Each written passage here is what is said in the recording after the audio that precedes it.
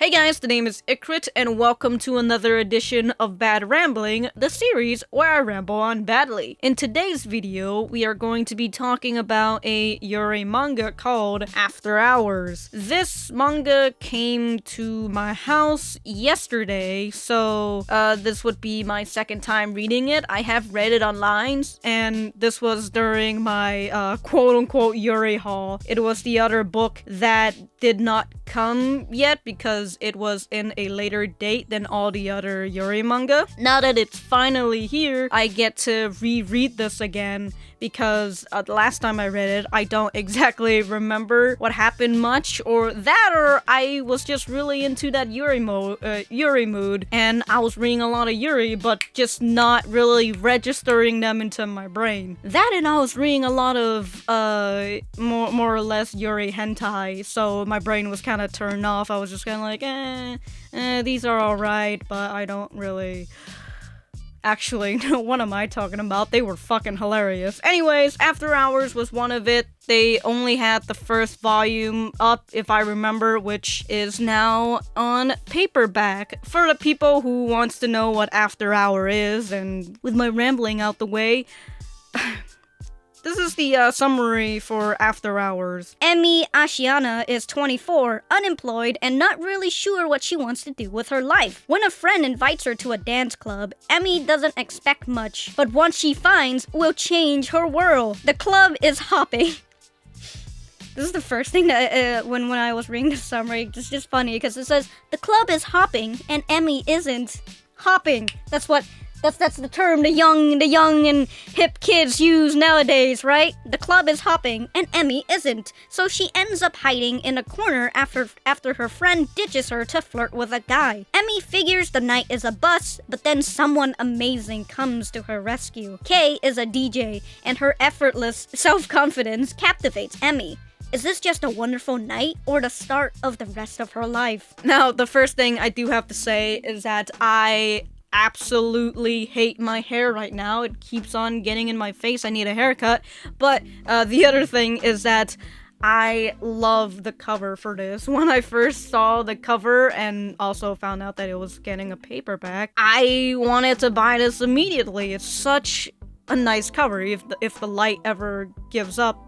But yeah, this is a really nice cover. That's the only thing I gotta say about the cover. It's super fucking nice. Anyways, the blonde girl is Emi, and this girl is Kei. Kei has a very nice haircut.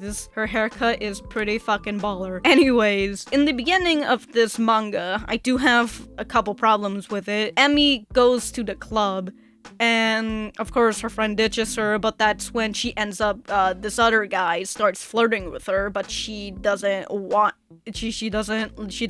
it, to which Kei, the other girl, comes to the rescue. Now, the thing is that they have a casual conversation. Emi's a little bit captivated by her, because she's like, wow, this girl is so confident about herself. I'm not confident. And you know, I'll let this slip, because Kei says that, hey, you know, let's get out of this bar, I want to talk with you more. To which she invites Emi to her home. And honestly, if this took place in other places like America, I would kind of say, you know, inviting a total stranger into your house, that's kind of sketchy.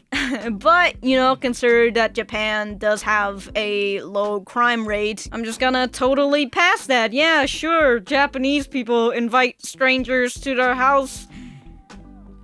Why not? Especially in the club. And I'll also let it pass. Well, I was going to let it pass because it's something that some people would do when they're at a club. They get drunk and then they invite somebody to their home and they just have a one-night stand and that's it. To which it kind of starts off like that, but the problem is that Emi and Kei weren't drunk before Kei invited her to go to her house. They were perfectly sober. So, and then they got drunk they got drunk at Kei's house, and then they had sex. Now that's the one thing I kind of have I'm a little bit iffy about. It's just, I don't really know about this situation. It does start off with this one night stand, but the thing is that there's also this situation where these two, even though they've only met each other at the nightclub, it feels as if they've met each other 5 years ago and they've been friends for that whole entire time. It's that kind of feeling. Maybe it's because I've never actually, I don't understand that kind of situation, that kind of feeling before, so it might just be me. Anyways, so throughout the story, I understand that Emi might be captivated by Kei because, again, of her confidence, of her, her story, her as a DJ, and that Kei is a really nice person, even though they've just met with each other and, just had fucking sex, that Kei is able to help her out. The other thing that, not the other thing, I've completely lost track of what I was talking about. Wow. Oh, so about Emi being captivated by Kei, I totally understand that, and we are following Emi's perspective. I have a problem with that because, sure, Emi is attracted to Kei because of those things, but what is Kei doing exactly? Is she seeing how does she see Emi? Does she think that Emi is this beautiful girl, or does she see Emi as more of a lost puppy, and she really wants to help Emi? That I just don't understand. Emi's character, even when you are in her perspective, she is very reserved. She doesn't say much about herself. She doesn't even, talk about herself to the reader. To which Kei does point out, hey, this is when Emi kind of said something about herself. Kei would say, wow, this is actually one of the, first time you would talk about yourself. Now, a character being reserved, totally fucking cool, but the fact that her being reserved is being slowly built up towards the end, where her friend, the friend that ditched her, tells Emi what is she going to do with her boyfriend. You're telling me that Emi has a boyfriend and she lives with him? Wait, what is this? What? That build up for that kind of makes me very iffy. It makes me uncomfortable. That is a word I don't really want to use, but, fuck it, I'll use it. Because I feel like that is just unnecessary drama that is going to happen in the future, especially if Emi is like, I need to resolve this issue by myself, but throughout the damn manga, she can't do shit by herself unless Kei pushes her to do it. Oh, and by the way, after that one, quote-unquote one-night stand, or just them having sex, Kei ends up inviting Emi back, to make her some fucking dinner. Emi making Kei dinner is what I'm trying to say. I was trying to rope myself back to that situation because there was something I wanted to talk about, which was this phrase that Emi was saying, because it's really weird. I don't understand what that phrase is. And basically what she says, but now that you mention it, we're kind of up each other's asses here. I feel like I understand the phrase, but I don't understand the phrase. I don't get it. What does this mean? We're up to each other's asses. Who the fuck translated this? Who wrote this? Wait, I forgot. It's the mangaka. Are you fucking kidding me? That's really a phrase you're gonna use? Anyways. Yeah, I think that's all I have to talk about for After Hours. I mean, the art's really nice, and the more cartoony the cartoony faces that they do, I'm not very fond of that, but, whatever, it's the character, it's the mangaka's style. If he wants to do that for the more comical situation, fuck it, man, it's his stuff, or her stuff. Wait, I haven't actually... Yuta Nishio.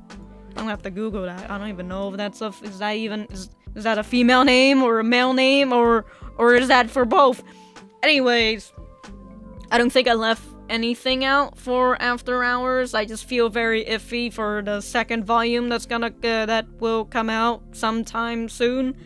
And yeah, I'm just hoping that this doesn't all lead up to a fucking pointless goddamn drama, cause that's just gonna bring me bad memories of all those stupid teen lesbian books I've read back in high school. Anyways, thank you guys for watching this. Please remember to leave a like and a comment down below. I may or may not be thinking about starting a Discord. Well, I technically do have a Discord thing, but I have purged most people from it, so I was thinking about using that server. But, you know, maybe later if there are people who says yes to it, because, you know what, Discord is indeed a little bit better in terms of communicating than, let's say, Twitter or on my YouTube page, my tutorial page, or my Facebook page, or anything like that. So, you know, if you've gone this far and you're listening to this, tell me what you think about it, and tell me what you think about After Hours, if you have read it before, or if you are interested in reading it, even though I've completely just told you the ending of the first volume. Anyways, again, thank you guys for watching this, and I will see you guys in the next video.